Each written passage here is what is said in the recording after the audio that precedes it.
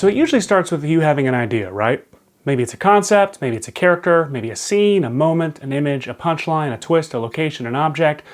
Or if you're like me, it usually starts with a pile of ideas. Like an archaeologist has adventures, and maybe he's looking for the Ark of the Covenant. Oh, it'd be cool if there was a part with a huge rolling boulder, and a fight in a burning tavern. Oh, I want to fight by a plane! Oh, and there should be a girl, but she should totally kick ass. She shouldn't be helpless. And there should be a chase involving a truck. See, in this early stage, your ideas are kind of like tribbles from Star Trek, seemingly growing and growing off of each other. You can actually read this happening in the transcripts from the initial story meeting for Raiders of the Lost Ark that happened between George Lucas, Steven Spielberg, and Lawrence Kasdan. Literally, it was just three brilliant guys sitting around having an idea fest. This is one of the most fun stages of writing, especially if you're collaborating with someone. It's just an idea fest. Until it's not.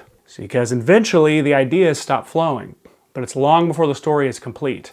How much of your story is complete at this point can vary project to project, but the ideas stop growing and you're far from a finished story. So what do? Well, you gotta grow some ideas.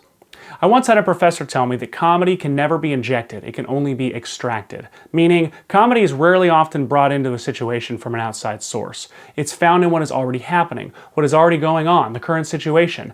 I think this totally applies to building an organic story. Because you can't really tell a good story what to be. Think back to the Idea Fest. How it felt like the story was just revealing itself to you, like someone was just beaming it to your brain from an alternate dimension. It didn't feel like you were making it up. It felt like you were transcribing it, relaying it from somewhere else.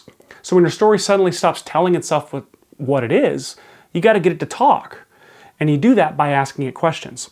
And there's all kinds of questions you can ask, which is exactly what we're going to focus on once we get some basics out of the way. And cue basics. Still no button.